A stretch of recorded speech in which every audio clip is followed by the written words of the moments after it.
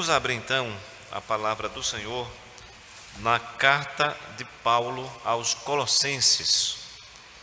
Colossenses, capítulo 3.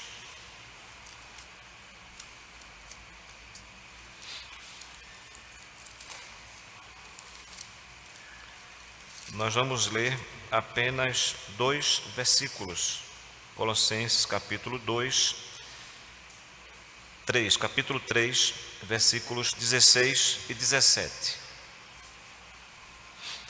Diz assim um texto: habite ricamente em vós a palavra de Cristo, instruí-vos e aconselhai-vos mutuamente em toda sabedoria, louvando a Deus com salmos e hinos e cânticos espirituais, com gratidão em vosso coração. E tudo o que fizerdes, seja em palavra, seja em ação, fazei-o em nome do Senhor Jesus, dando por ele graças a Deus Pai. Até aqui, irmãos, que o Senhor Deus aplique a sua palavra em nossas vidas. Vamos orar mais uma vez? Senhor, nós te agradecemos pela bênção de estarmos na tua presença e te oferecendo este culto pela mediação do nosso bendito Redentor, o Senhor Jesus. Obrigado por mais um ano de vida que tu concedes a esta igreja. Pedimos que agora tu nos abençoes com a tua palavra, permitindo que a palavra pregada exponha fielmente a tua palavra escrita, e assim a tua palavra seja proclamada, nós a ouçamos e sejamos edificados por ela. É o que nós te pedimos, em nome de Jesus. Amém. Meus irmãos, nós tivemos ontem, durante todo o dia de ontem, a oportunidade de comemorarmos mais um ano da Reforma Protestante do século XVI. Foram 503 anos completados, mais um ano de Reforma Protestante. E sempre que nós comemoramos a Reforma Protestante, nós lembramos, daqueles 5 solas. Nós temos lá somente a fé, somente Cristo, somente a Escritura, somente a graça, e a glória somente a Deus. Os reformadores utilizaram 5 expressões latinas, tá bom? Nós temos a sola fides, solus Christus, sola Scriptura, sola gratia e soli Deo gloria. Me chama a atenção, eu quero fazer uma relação com o texto que nós acabamos de ler, o princípio da sola Scriptura. Com este princípio, nós aprendemos que a Bíblia, a palavra do Senhor, ela é uma verdade absoluta, uma verdade que não pode ser relativizada pela razão, nem pela experiência, nem por qualquer coisa que esteja fora de nós, porque ela é uma verdade absoluta. Isso nos lembra a oração do Senhor Jesus, registrada em João capítulo 17, quando ele orou pelos discípulos, dizendo: santifica-os na verdade, a tua palavra é a verdade. A tua palavra é a verdade. Quando nós dizemos que a Bíblia ela é uma verdade absoluta, nós não estamos negando que existam outras verdades. Mas a Bíblia, como verdade absoluta, ela é absoluta para todos os tempos e todas as épocas, e ela não pode ser relativizada pela cultura nem pelo modismo da época.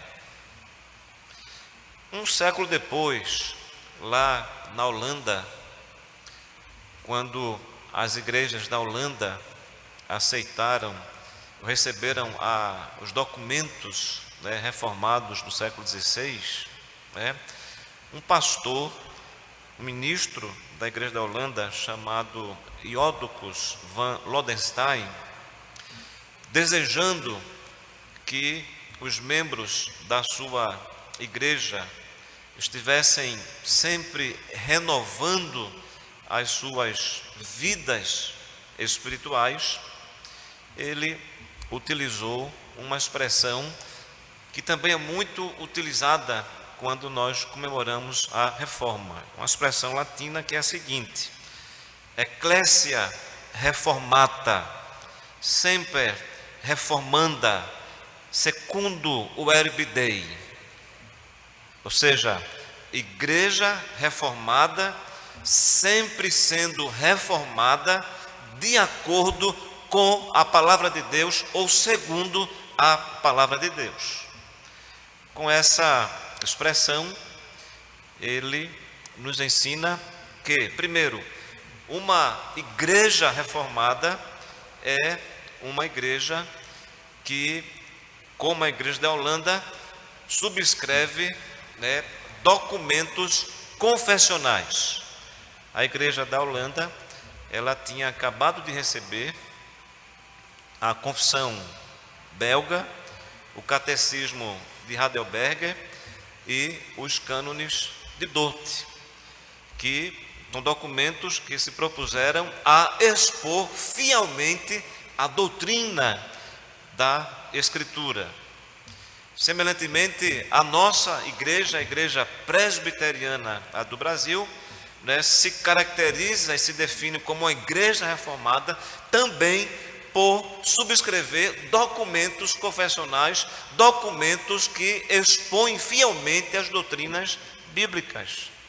Nós temos, na nossa igreja, a Confissão de Fé de Westminster, o Breve Catecismo de Westminster e o Catecismo Maior de Westminster.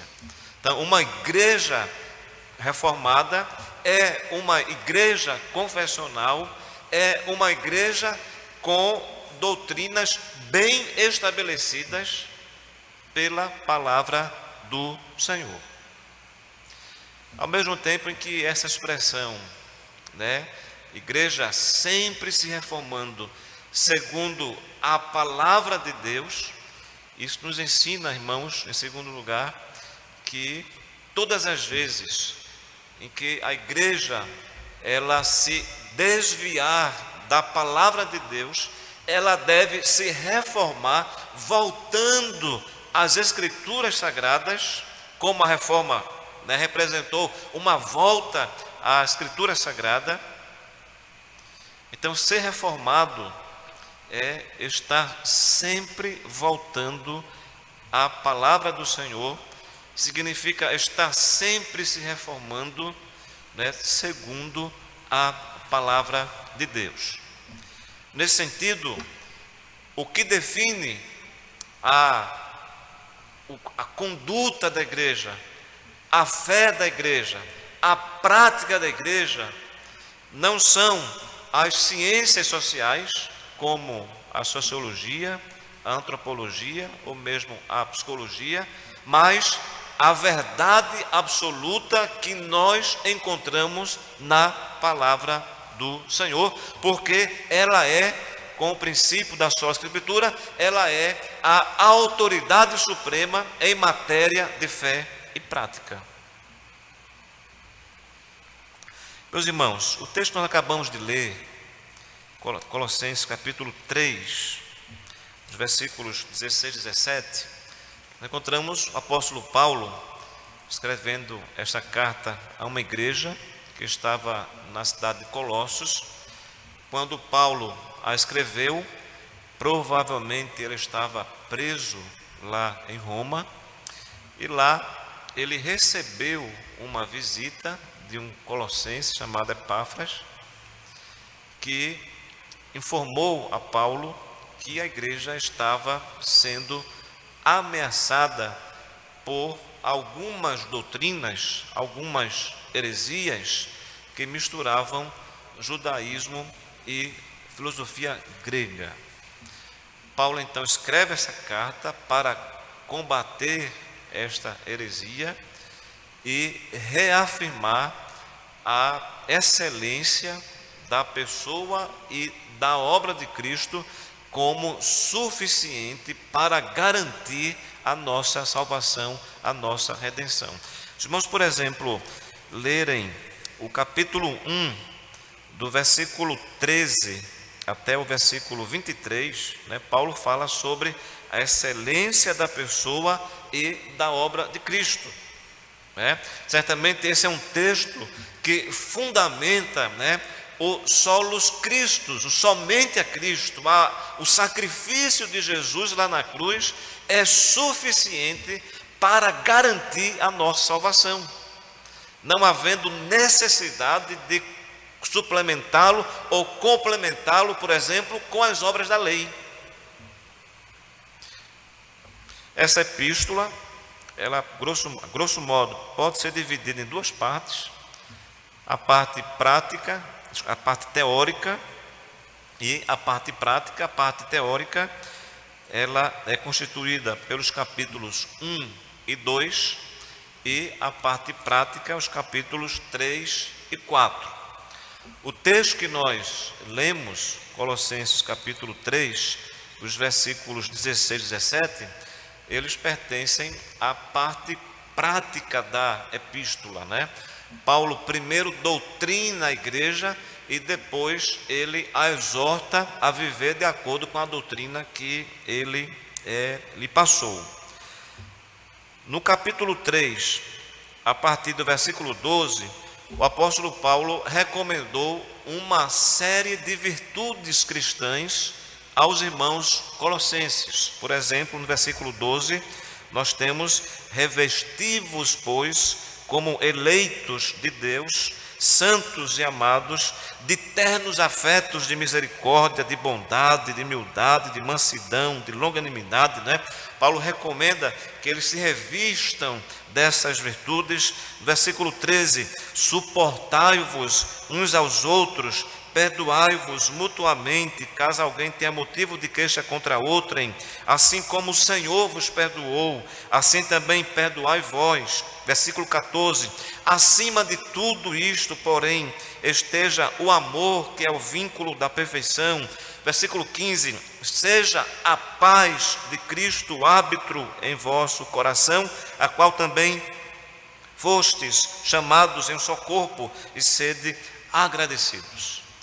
E aí nós chegamos então no texto que nós acabamos de ler, os versículos 16 e 17, quando Paulo, ainda recomendando, ainda exortando os irmãos colossenses, ordenou-lhes: habite ricamente em vós a palavra de Cristo, instruí-vos e aconselhai-vos mutuamente em toda sabedoria, louvando a Deus com salmos e hinos e cânticos espirituais com gratidão em vosso coração, e tudo o que fizerdes, seja em palavra, seja em ação, fazei-o em nome do Senhor Jesus, dando por ele graças a Deus.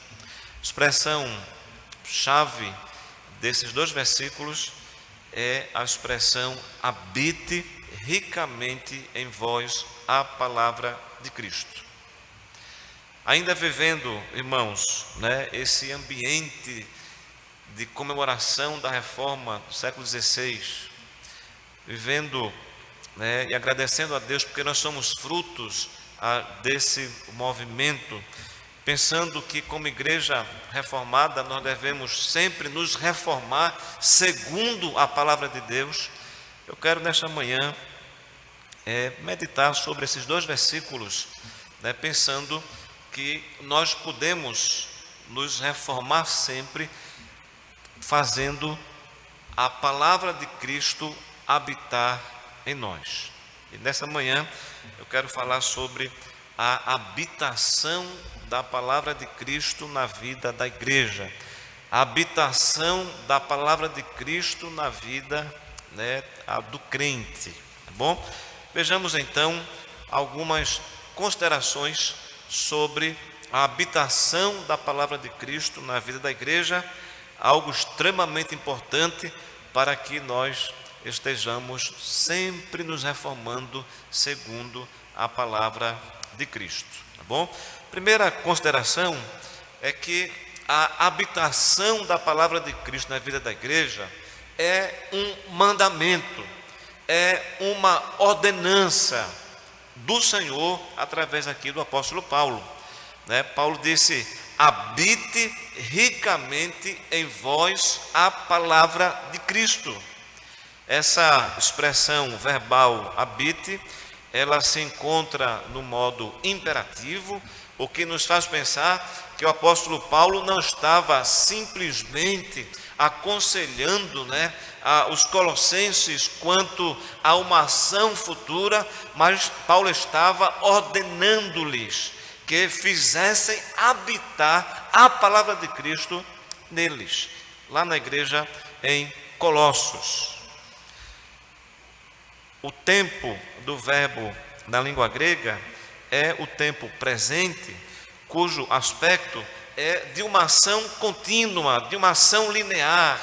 Isso aponta para o fato de que a exortação de Paulo, o mandamento de Paulo, não era um mandamento para uma circunstância específica, não era pontual, mas era para toda a vida. Enquanto, irmãos, o Senhor nos conservar em vida, enquanto militarmos como igreja do Senhor nesse mundo, nós devemos fazer a palavra de Cristo habitar em nós. A expressão habite, ela sugere a imagem da habitação de um homem numa casa, quando esse homem habita toda a casa de alguma forma. E a essa habitação, Paulo acrescenta aqui duas circunstâncias. A primeira circunstância é a circunstância de abundância, quando Paulo disse: habite ricamente, habite abundantemente, que a palavra de Cristo, ela habite a nossa mente, habite o nosso coração, habite a totalidade do nosso ser, de modo que a nossa mente transborde do conhecimento da palavra de Cristo Jesus. Uma outra circunstância é a circunstância de localização, onde essa palavra deve habitar em nós. Paulo disse: habite ricamente em vós. Habite ricamente a palavra de Cristo dentro de vós. Ou seja, irmãos, a palavra, ela não somente deve estar diante de nós, mas ela deve estar dentro de nós. É em nós que ela deve habitar, na nossa mente e no nosso coração. Isso nos lembra o texto lá de Deuteronômio capítulo 6, quando Moisés instruiu o povo, a amar ao Senhor sobre todas as coisas, com o seu coração, com a sua mente, com a sua força. Quando Moisés instruiu a Israel a fazer uma confissão pública: ouve, ó Israel, o Senhor nosso Deus é o único Deus, é o único Senhor. E em seguida ele disse: estas palavras tu as inculcarás na cabeça dos teus filhos, andando, sentando, caminhando, deitando. A palavra deve ser inculcada na cabeça, na mente, no coração dos nossos filhos.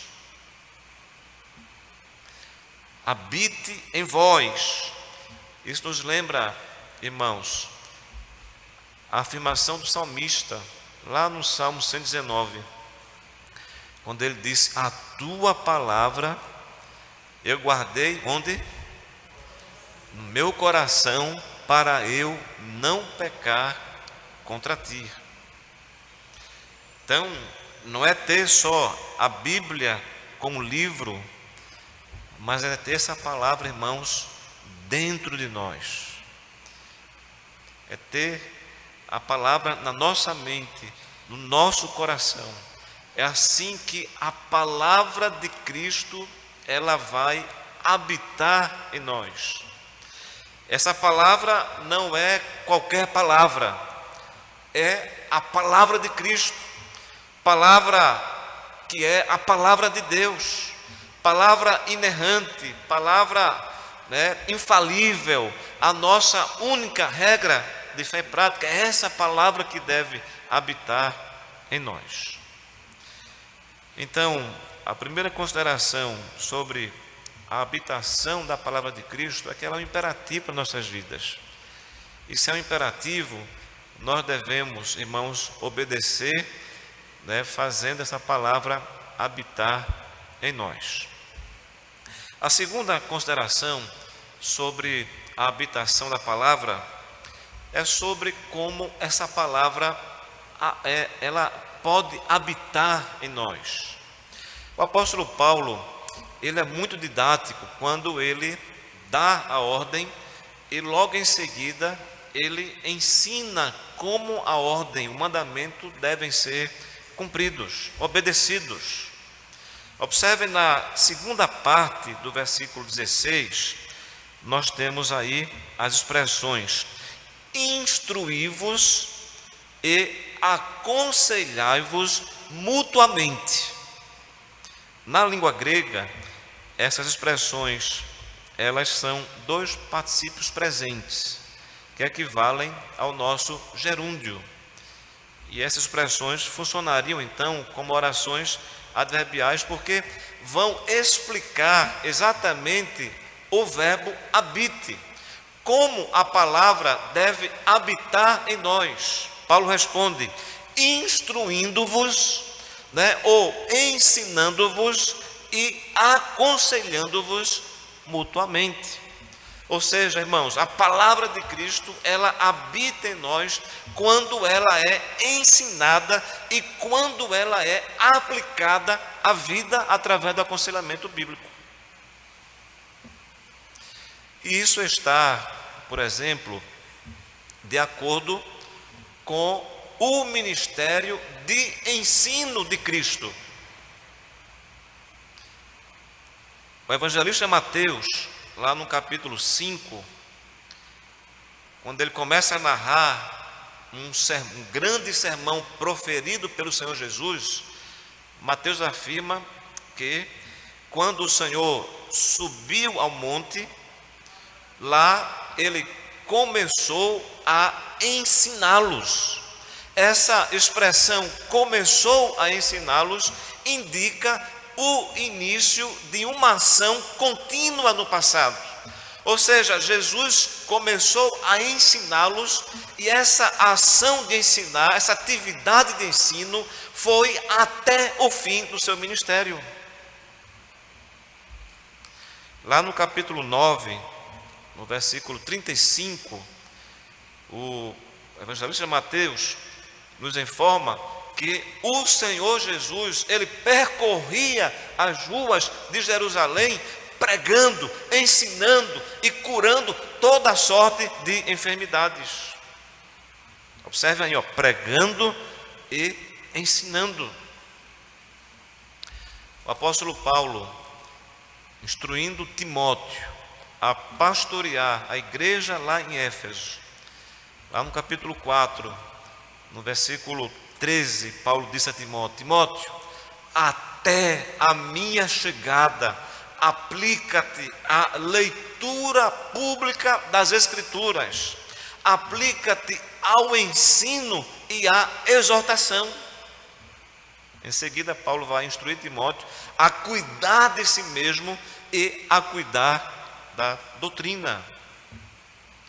Essa palavra de Cristo, irmãos, ela habita em nós quando ela é proclamada pelo pastor aqui no púlpito, quando ela é ensinada na escola bíblica, no culto de doutrina, quando ela é aplicada à vida da igreja.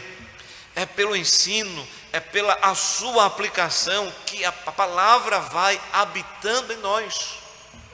Ela habita em nós quando nós nos reunimos com as nossas famílias em casa e lá lemos a Bíblia e começamos a explicar, a inculcar a palavra de Cristo, no nosso lar, na cabeça dos nossos filhos. Então, irmãos, a segunda consideração sobre a habitação da palavra de Cristo é que ela habita quando ela é ensinada e quando ela é aplicada à vida cristã. A terceira consideração sobre a habitação da palavra de Cristo é que a palavra de Cristo, ela habita na igreja quando ela é cantada. Quando ela é cantada. Vejam o que é que Paulo diz aí no texto, ainda no versículo 16, né? Habite ricamente em vós a palavra de Cristo, instruí-vos e aconselhai-vos mutuamente em toda sabedoria, louvando a Deus com salmos e hinos e cânticos espirituais, né? Com gratidão em vosso coração, e tudo o que fizerdes, seja em palavra, seja em ação, fazei-o em nome do Senhor Jesus, dando por ele graças a Deus Pai. Habite ricamente em vós a palavra de Cristo, louvando a Deus com salmos, né, hinos e cânticos espirituais. Paulo tinha em mente aqui o cantar toda a palavra. E meus irmãos, como nós precisamos cantar a palavra? Uma das principais portas de entrada para o falso ensino, para a heresia, é exatamente a música que não expressa, né, o verdadeiro ensinamento bíblico, a verdadeira doutrina extraída da própria Escritura. E nós precisamos, como os crentes do Antigo Testamento e os crentes do Novo Testamento, adorar ao Senhor com a música que é repleta da palavra de Cristo, com a música que expressa fielmente a palavra de Cristo, com a música, né, que tenha um aspecto, né, teocêntrico, que de fato tenha como foco, né, o princípio, né, do soli deo glória, a glória somente a Deus.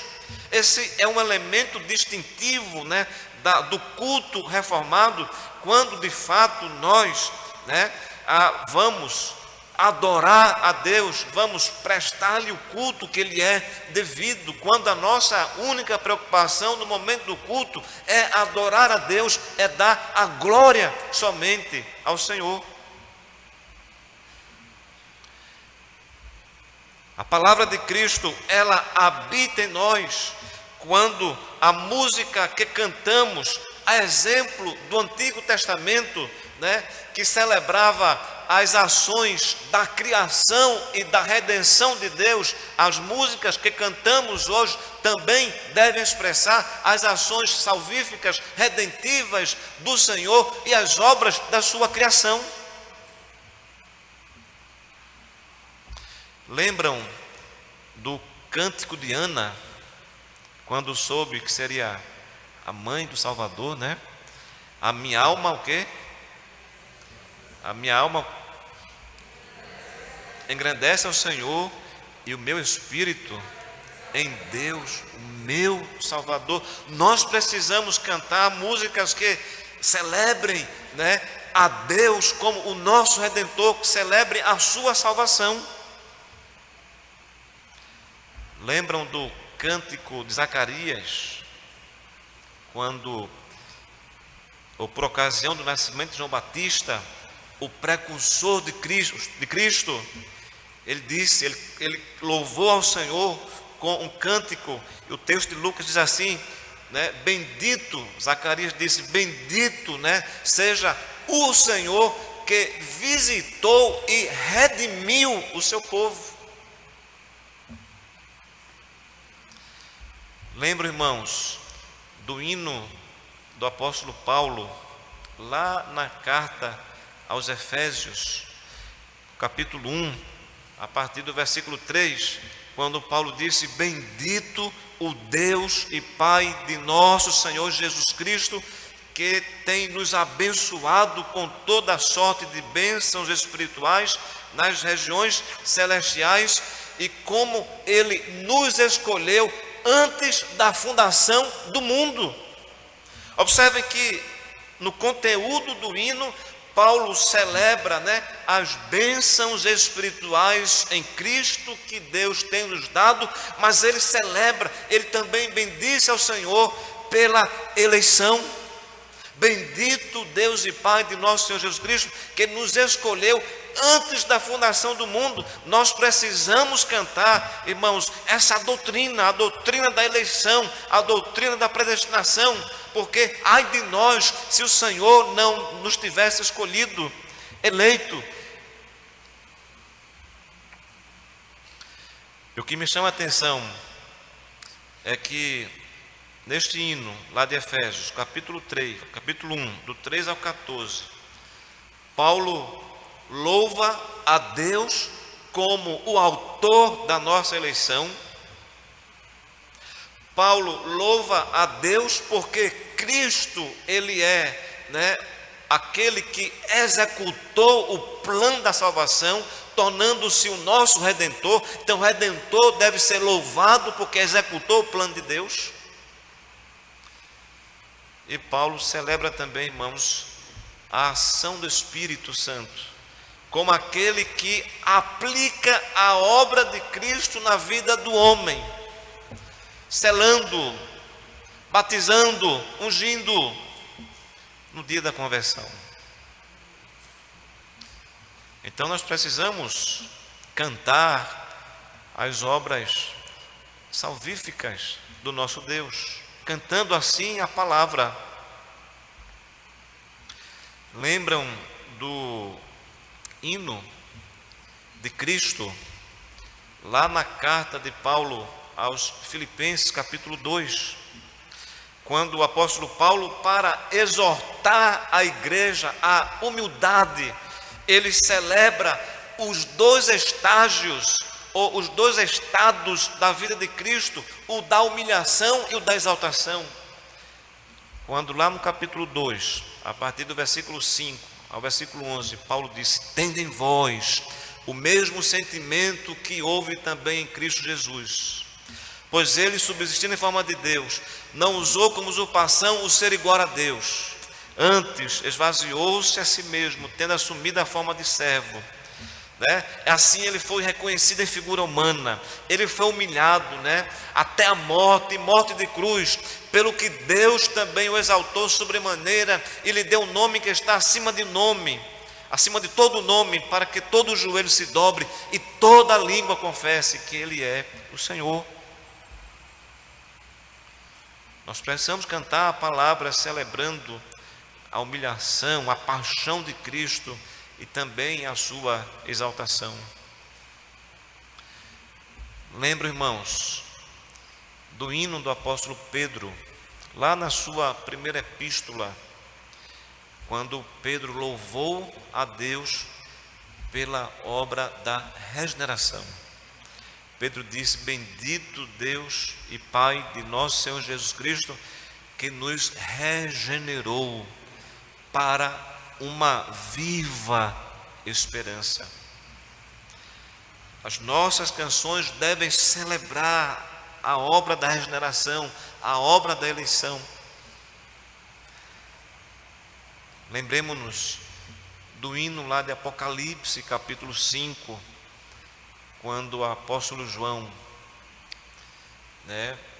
ele registra um canto que celebra a morte, o sacrifício bendito do Senhor Jesus, ao Cordeiro que foi morto e com o seu sangue comprou gente que procede de todos os povos, raças, línguas e nações.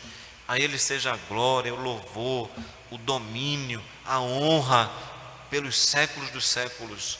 Amém. Então vamos, irmãos, fazer a palavra de Cristo habitar em nós, cantando essa palavra. Quando o pastor Leonardo, ele vetar, viu, pastor, algum cântico que o grupo de louvor queira cantar, mas que não é segundo a verdade da palavra de Deus. Entendam que o pastor está simplesmente cuidando da vida espiritual de vocês. Ele está simplesmente sendo pastor e empreendendo esforço para que a igreja de fato cante a palavra de Cristo e a palavra de Cristo habite em nós. A palavra de Cristo, irmãos, ela habita em nós quando ela é cantada e ela expressa as nossas ações de graças a Deus pelo que Ele fez, né? Quantos anos de serviço ao Senhor essa igreja tem? Isso é dádiva de Deus, isso é obra de Deus. Paulo disse assim, né? Com gratidão em vosso coração, e tudo o que fizerdes, seja em palavra, seja em ação, fazei em nome do Senhor Jesus, dando por Ele graças a Deus. Como os cânticos, os hinos do Antigo Testamento, as nossas músicas devem expressar a nossa gratidão a Deus pelas obras da criação e especialmente pelas obras ou pela obra da salvação. A maior bênção, irmãos, que nós recebemos de Deus foi a nossa salvação. Não existe bênção maior do que essa. Cristo ter sido colocado em nossas vidas. Deus, no exercício da sua soberania, nos ter conduzido a Cristo e nos colocado em Cristo, ter colocado Cristo em nós. E além disso, e depois de ter feito isso, nos capacitar para servi-lo. Portanto, sobre a habitação da palavra de Cristo, isso é um mandamento do Senhor. Vamos obedecer ao Senhor, fazendo essa palavra habitar em nós, habitar no nosso lar, pelo momento devocional, pessoal, ou pelo culto que nós fazemos com a nossa família, que nunca falta, irmãos, a leitura da palavra, a reflexão da palavra e a aplicação da palavra no culto ao Senhor. Vamos fazer essa palavra habitar em nós, cantando a palavra de Cristo. Vamos fazer essa palavra habitar em nós, celebrando, né, as obras da criação e as obras da redenção.